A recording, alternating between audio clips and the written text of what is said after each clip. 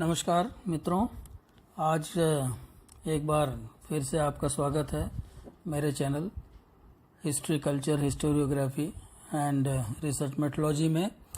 आज का जो टॉपिक है वो है official response to national movement. तो मित्रों, जैसा कि आप सब जानते हैं कि जब हमारे यहाँ भारत में राष्ट्रीय आंदोलन प्रारंभ हुआ और जैसे जैसे वो जोर पकड़ने लगा, जैसे जैसे उसमें तेजी आने लगी, वैसे वैसे जो ब्रिटिश सरकार थी वो परेशान होने लगी। और परेशान होने के बाद जो है वो उसकी किस तरह से प्रतिक्रिया आई हमारे राष्ट्रीय आंदोलन के बारे में आज उस पर चर्चा होगी। तो जैसा आप सब लोग जानते हैं कि भारत में 19वीं शताब्दी में एक सुधार आंदोलन प्रारंभ हो चुका था, जिसको पुनर्जागरण का भी नाम दिया जाता है। हमारे बहुत सारे देश के लोगों ने तरह तरह के संगठन बनाए, जैसे राजा राम मोहन राय ने ब्रह्म समाज की स्थापना की और उसके बाद दयानंद सरस्वती ने आर्य समाज की स्थापना की। इसी तरह से रामकृष्ण मिशन की स्थापना हुई। देश के दूसरे भागों में भी तरह तरह के समाजों की स्थापना हुई और इन लोगों ने एक अच्छा खासा माहौल बना दिया। इसके अलावा राजा राम मोहन राय के प्रयासों से भारत में अंग्रेजी शिक्षा का प्रयोग भी होने लगा। अंग्रेजी भाषा का प्रयोग जब करने लगे लोग जो है, और अंग्रेजी पढ़ने लिखने लगे भारत के लोग, तो फिर उन्होंने जो है बाहर का जो पाश्चात्य साहित्य था उसका भी काफ़ी अध्ययन किया और इससे जो यूरोप का के जो कॉन्सेप्ट थे, यूरोप की जो विचारधाराएं थी, उसको समझने में, जानने में उनको आसानी हुई। तो इस तरह से भारत में एक नई चेतना का उदय हुआ और 19वीं शताब्दी के उत्तरार्ध में, और इस चेतना को और अधिक गति प्राप्त हुई भारतीय राष्ट्रीय कांग्रेस की स्थापना से। 1885 ईस्वी में भारतीय राष्ट्रीय कांग्रेस की स्थापना हुई, जो कि भारतीय स्वतंत्रता आंदोलन के इतिहास में एक बड़ी महत्वपूर्ण घटना थी। एक जिसे आप कहते हैं कि वो एक ऐसी घटना थी जहां से राष्ट्रीय आंदोलन ने एक नया मोड़ ले लिया। National movement has taken a new turn. तो कांग्रेस की स्थापना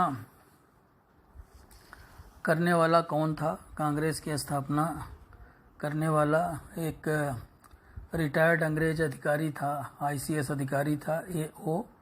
ह्यूम, एलन ऑक्टेवियन ह्यूम। और लॉर्ड डफरिन की प्रेरणा से उसने कांग्रेस की स्थापना की। लॉर्ड डफरिन और A.O. ह्यूम, इनका मानना था कि भारतीय राजनेताओं को वर्ष में एक बार किसी स्थान पर इकट्ठा होकर के आपस में मिलजुल करके विचार विमर्श करना चाहिए और यह तय करना चाहिए कि ब्रिटिश प्रशासन में क्या खामियां हैं, क्या कमजोरियां हैं और उन्हें कैसे दूर किया जा सकता है।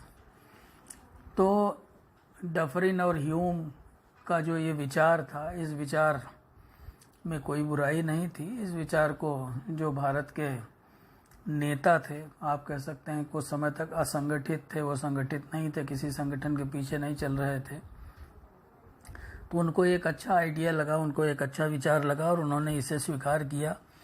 और कहा जाता है कि कांग्रेस की स्थापना के पीछे ह्यूम का जो मुख्य उद्देश्य था, वो मुख्य उद्देश्य ये था कि वो एक ऐसे सेफ्टी वॉल्व की या सुरक्षा नलिका की व्यवस्था करना चाहता था जिसके माध्यम से शिक्षित भारतीयों के हृदय में जो बढ़ता हुआ आक्रोश था, जो बढ़ता हुआ असंतोष था, वो बाहर निकल जाए। तो इसलिए वह कांग्रेस की स्थापना करना चाहता था। प्रारंभ में ब्रिटिश अधिकारियों को भी कांग्रेस की स्थापना से कोई परहेज नहीं था, उन्हें कोई डर नहीं था उनके मन में कि कांग्रेस की स्थापना से कोई बहुत बड़ी विपत्ति आ जाएगी उनके ऊपर, तो इसलिए उन्होंने भी इसको सपोर्ट किया। और बल्कि उन्होंने उसका मजाक उड़ाते हुए कहा कि भाई इनको इकट्ठा होके एक गार्डन पार्टी कर लेने दो। गार्डन पार्टी नाम दिया गया इसको कि इकट्ठा हो करके ये कहीं गार्डन का पार्टी कर लेंगे।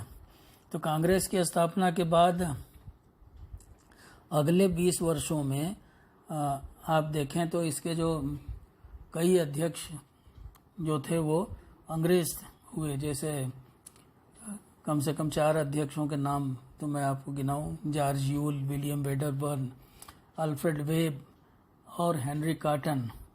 इसके अलावा 1892 में दादा भाई नौरोजी जो थे वो हाउस ऑफ कॉमन्स में इंग्लैंड की उस चुने गए हाउस ऑफ कॉमन्स के मेंबर।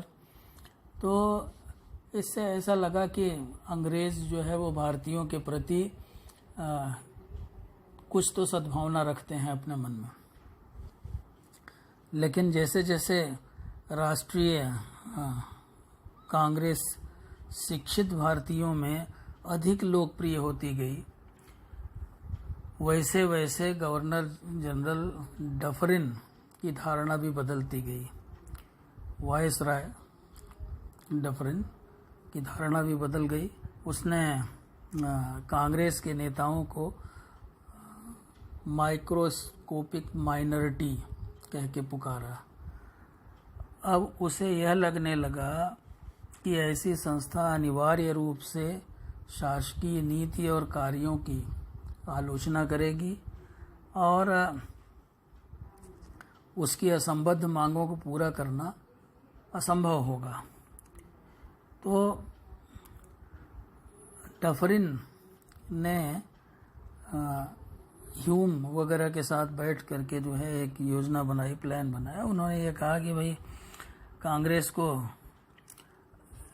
ऐसा समझाओ, अंग्रेज अफसरों से ये कहा गया कि कांग्रेस को जो है वो इस तरह से समझाओ कि वह राजनीतिक मामलों के बजाय सामाजिक मसलों पर अधिक ध्यान दे, सामाजिक मसलों पर काम करे और राजनीतिक मसले जो है वो ब्रिटिशर्स के लिए छोड़ दे, उसका समाधान वो करेंगे। तो इस तरह से अगर कहा जाए तो लॉर्ड डफरिन जो था उसने आंदोलन की, जो राष्ट्रीय आंदोलन था, उसकी दिशा बदलने की कोशिश की, उसको मार्ग से भटकाने का प्रयास किया। लेकिन कांग्रेस में उस समय बहुत अच्छे अच्छे नेता थे, बहुत समझदार नेता थे, उन्होंने ऐसा करने से मना कर दिया। तो उस वक्त तक सरकारी अधिकारियों ने खुले ढंग से कांग्रेस की विरोध करने का रवैया नहीं अपनाया था। उन्हें उम्मीद थी कि कांग्रेस खुद राजनीतिक दृष्टि से कुछ पढ़े लिखे लोगों के बीच की एक सभा बन करके रह जाएगी। वो लोग आपस में कुछ विचार विमर्श करके धीरे धीरे वो लोग शांत हो जाएंगे। और ऐसा नहीं है कि वो मैदान में उतर करके कोई बड़ा आंदोलन वगैरह करेंगे। तो इस तरह की आशंका नहीं थी अंग्रेज अफसरों को। तो इसलिए प्रारंभ में उन्होंने उसका इतना ज़्यादा विरोध नहीं किया। तो वो राष्ट्रवादी नेताओं के कुछ अधिक प्रतिभाशाली लोगों को वो विधान परिषद में जगहें देने के लिए तैयार थे। साथ ही साथ जो है न्यायपालिका और दूसरी सेवाओं में भी वो अच्छे वेतन वाले पद भी उन्हें देने को तैयार थे। उनको ऐसा लगता था कि ऐसा करने पे ये जो थे पढ़े लिखे लोग जो है वो शांत हो जाएंगे, उनको कहीं इंगेज कर दो। तो किंतु जल्दी ही यह बहुत क्लियर हो गया, स्पष्ट हो गया कि राष्ट्रीय कांग्रेस या दूसरे जो राष्ट्रवादी संगठन थे और जो व्यक्ति थे वो अपने आप को केवल इस तरह के मामलों में, इस तरह के मसलों तक सीमित नहीं रखेंगे। ये बात स्पष्ट हो गई क्योंकि अब लोगों के समझ में आ गया था कि अगर देश को आज़ाद कराना है, देश को मुक्त कराना है, तो अंग्रेज़ों से लोहा लेना पड़ेगा, उनसे अपनी मांगें मनवानी पड़ेंगी। अंग्रेज अधिकारियों ने खुलेआम भारतीय कांग्रेस और अन्य राष्ट्रवादी प्रवक्ताओं की आलोचना प्रारंभ कर दी। पहले शुरू में वो नरम थे, लेकिन बाद में उन्होंने उनकी आलोचना शुरू कर दी। राष्ट्रवादियों को उन्होंने तरह तरह के उपाधियां दी। कभी उन्होंने उनको नमक हराम बाबू कह के बुलाया, कभी देशद्रोही ब्राह्मण कहा, कभी उनको हिंसक खलनायक कहा। तो इस तरह के विशेषणों से उन्होंने कांग्रेस के नेताओं को विभूषित किया। और यही नहीं बल्कि कांग्रेस को भी उन्होंने देशद्रोह का कारखाना करार दे दिया। और कांग्रेसी नेताओं को उन्होंने ये कहा कि ये पद न पाने वाले निराश उम्मीदवार हैं तथा ऐसे असंतुष्ट वकील हैं जो किसी और के बदले खुद का प्रतिनिधित्व करते हैं। तो इस तरह से जो है तरह तरह की बातें कही गई। डफरिन ने कहा कि कांग्रेस जनता के उस अल्पसंख्यक वर्ग का प्रतिनिधित्व करती है जिसकी संख्या बहुत कम है, कम से कम है। इसी तरह से जॉर्ज हैमिल्टन ने कांग्रेसी नेताओं पर आरोप लगाया कि वो देशद्रोही द्विपक्षी चरित्र वाले लोग हैं। तो इस तरह से आप देख सकते हैं कि प्रारंभ में तो उन्होंने स्वयं ही कांग्रेस की स्थापना कराई और सेफ्टी वॉल्व के रूप में स्थापना कराई, लेकिन अब ये उनके लिए बूमरैंग साबित हो गई। उन्होंने कांग्रेस की स्थापना कुछ और सोच के कराई थी, लेकिन कांग्रेस जो है उसने राष्ट्रीय आंदोलन को नेतृत्व प्रदान करना प्रारंभ कर दिया। तो बल्कि पहले आंदोलन बिखरा हुआ था, लेकिन अब आंदोलन संगठित हो गया, उसको एक संगठन मिल गया, उसको एक मंच मिल गया। तो दादा भाई नौरोजी द्वारा ब्रिटानी साम्राज्य जो है उसके चरित्र का पर्दाफाश किया गया। उन्होंने जो ड्रेन ऑफ वेल्थ थियरी आप लोगों ने पढ़ा होगा, धन के निष्कासन के सिद्धांत का प्रतिपादन किया और उन्होंने जो है poverty and on British rule in India नामक पुस्तक लिखी। उन्होंने जो आलोचना की ब्रिटिश शासन की, तो इससे वो गाली गलौज पर उतर आए और उन्होंने घोषणा की कि इंग्लैंड में अंग्रेज समाजवादी तथा उदारवादी नेताओं के साथ रहने के कारण दादा भाई नौरोजी का जो है वो दिमाग खराब हो गया। उन्होंने ये कह दिया कि समाजवादियों और उदारवादियों के साथ रहने के कारण उनका दिमाग खराब हो गया, इसलिए वो इस तरह के आरोप लगा रहे हैं। लॉर्ड कर्जन के वायसराय बनने के बाद अंग्रेजों का आक्रोश जो था वो और बढ़ा। 1900 ईस्वी में कर्जन ने घोषणा की कि कांग्रेस अपनी मौत की घड़ियां गिन रही है। भारत में रहते हुए मेरी सबसे बड़ी इच्छा है कि मैं उसके शांतिपूर्वक मरने में मदद दे सकूं। तो लॉर्ड कर्जन की इस घोषणा से समझा जा सकता था कि कांग्रेस के प्रति उसकी क्या भाव थे, उसकी क्या मंशा थी कांग्रेस से, क्योंकि वो कह रहा था कि कांग्रेस तो अपनी मौत की घड़ियां गिन रही है और वो उसकी मौत में सहयोग देना चाहता था। और भी आगे बढ़कर के उसने कांग्रेस को एक गंदी चीज कहा। कुछ अंग्रेज प्रचारकों ने तो यहाँ तक आरोप लगाया कि उसे रूस से पैसा मिलता है, यानी कि कांग्रेस जो है वो रूस के इशारे पे काम करती है, क्योंकि रूस में आगे चल के आप देख सकते हैं कि माहौल बन रहा था वहाँ क्रांति वगैरह का। तो इस तरह के आरोप लगाना जो है वो कोई बड़ी बात नहीं थी। राष्ट्रीय जागरण को रोकने के लिए ही बंगाल का विभाजन कर दिया गया, लेकिन बंगाल के विभाजन ने आग में घी डालने का काम किया। कलकत्ता में पहली बार जो राष्ट्रवादी लोग थे, जो राष्ट्रीय आंदोलन के नेता थे, वो कलकत्ता में इकट्ठा हुए और उन्होंने पहली बार वहाँ रक्षाबंधन पर्व के दिन का उपयोग राष्ट्रगीत गाने में किया और इस अवसर पर उन्होंने राष्ट्रीय भावना का प्रचार प्रसार किया, राष्ट्रवाद को भावनात्मक मजबूती प्रदान करने की कोशिश की। तो इस तरह से राष्ट्रवादी शक्तियों का तीव्र विकास होने लगा। तो इन परिस्थितियों में जो अंग्रेज सरकार थी वो काफ़ी परेशान हो गई और घबराकर लॉर्ड मिंटो ने जानबूझकर मुसलमानों को प्रोत्साहित किया कि वो उनके पास एक रिप्रेजेंटेशन भेजें। अब देखिए, अब उनकी जो है अंग्रेज़ों की डिवाइड एंड रूल की पॉलिसी शुरू हो गई यहाँ से। लॉर्ड मिंटो ने मुसलमानों को प्रोत्साहित किया, उनको उकसाया कि मुसलमान उनके पास एक रिप्रेजेंटेशन भेजें, एक प्रतिनिधिमंडल भेजें। और 1906 में मुस्लिम लीग की स्थापना हो गई। तो उसके पीछे अंग्रेज़ों का भी हाथ था, उन्होंने उनको प्रोवोक किया था। और लीग ने लॉर्ड मिंटो से अलग इलेक्टोरेट की प्रार्थना की, सेपरेट इलेक्टोरेट की मांग की, जिससे कांग्रेस की बढ़ती हुई लोकप्रियता को कम करने के लिए स्वीकार कर लिया गया। अंग्रेज़ों ने जो है उनकी सेपरेट इलेक्टोरेट की मांग को स्वीकार कर लिया। क्यों? क्योंकि वो नहीं चाहते थे कि कांग्रेस की लोकप्रियता बढ़े। तो कांग्रेस के मुकाबले में एक दूसरा संगठन खड़ा करना चाहते थे। डिवाइड एंड रूल की उनकी पॉलिसी थी, जैसे मैंने कहा। तो यद्यपि राज्य के सेक्रेटरी मार्लो ने चेतावनी दी थी कि मुसलमानों के लिए सेपरेट इलेक्टोरेट के मांग का परिणाम भयंकर होगा, फिर भी 1909 में ब्रिटेन की सरकार ने मार्लोमेंटो रिफॉर्म या मार्लोमेंटो सुधार पास करके मुसलमानों को सेपरेट इलेक्टोरेट प्रदान किया।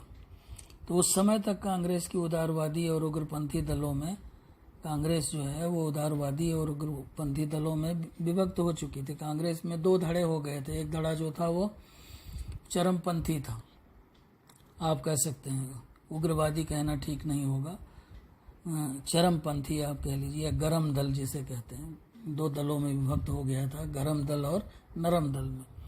तो जो गरम दल था वो हमेशा ये कहता था, लाल बाल पाल उसके नेता हो गए थे, लाला लाजपत राय और बाल गंगाधर तिलक, बिपिन चंद्र पाल, जो ये कहते थे कि आज़ादी भीख में नहीं मिलेगी, आज़ादी के लिए जो है वो लड़ना पड़ेगा। तिलक का तो प्रसिद्ध नारा आप सबने सुना ही होगा कि swaraj is our birthright and we will have it, कि स्वराज हमारा जन्मसिद्ध अधिकार है और हम इसे लेके रहेंगे।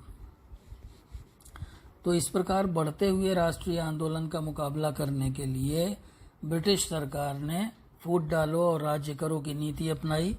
अंग्रेज अधिकारियों ने सैयद अहमद खां, राजा शिव प्रसाद तथा अन्य जो ब्रिटिश समर्थक व्यक्ति थे उनको कांग्रेस विरोधी आंदोलन शुरू करने की प्रेरणा दी।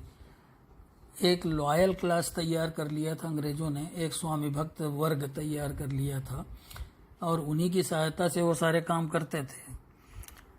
तो उनको उन्होंने उकसाया कि वो एक कांग्रेस विरोधी आंदोलन प्रारंभ करें। उन्होंने हिंदुओं और मुसलमानों में दरार पैदा करने की भी कोशिश की और सरकारी नौकरियों को लेकर के शिक्षित भारतीयों में उन्होंने सांप्रदायिकता की भावना को उभारा।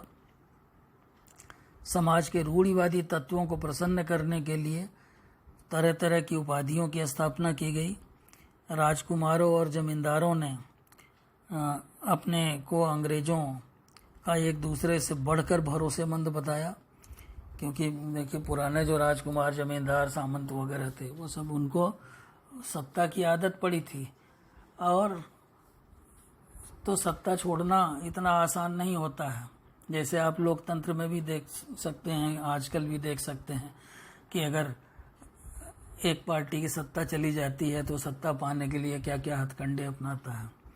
तो ऐसे ही जो है, जो लोग सत्ता में पहले इस देश पे शासन किए थे अंग्रेज़ों के आने से पहले, उनके अवशेष जो बचे हुए थे, तो वो अपने आप को अंग्रेज़ों का स्वामी भक्त बता रहे थे और अपने आप को ज़्यादा से ज़्यादा, हर एक बता रहा था कि हम आपके जो है सबसे ज़्यादा भरोसेमंद हैं। तो और ऐसे लोगों को फर्जंद खास की उपाधि दी गई, इंद्र महेंद्र की उपाधि दी गई, सिपहर ए सल्तनत की उपाधि दी गई। कुछ लोगों को राय बहादुर की उपाधि दी गई, खास करके जो मध्य वर्ग के लोग थे।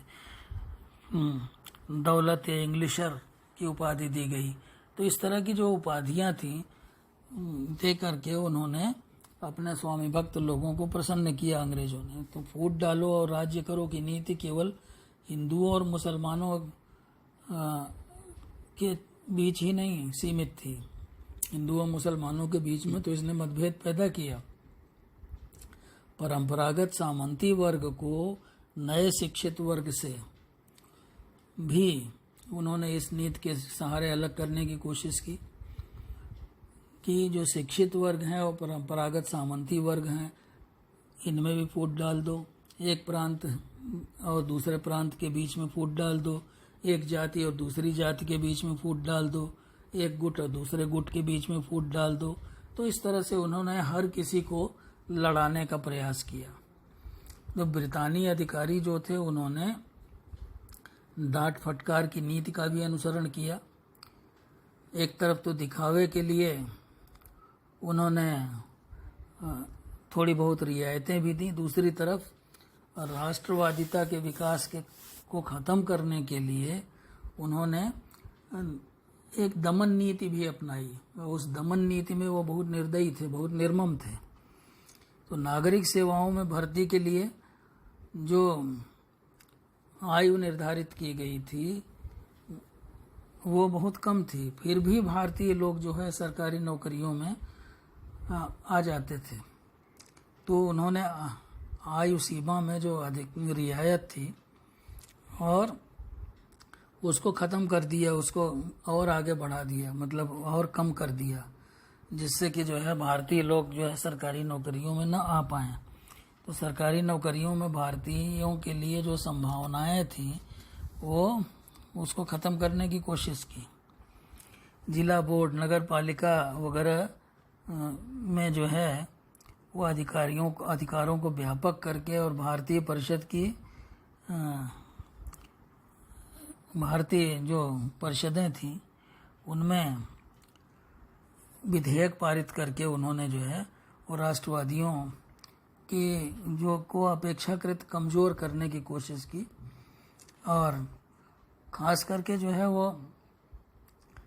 नरमपंथी वर्ग के लोग जो थे उनको संतुष्ट करना चाहते थे। नरमपंथी लोग जो थे वो उनके बारे में यही था कि वो थोड़ी बहुत मांगे अंग्रेज़ें मान लेते थे तो वो संतुष्ट हो जाते थे।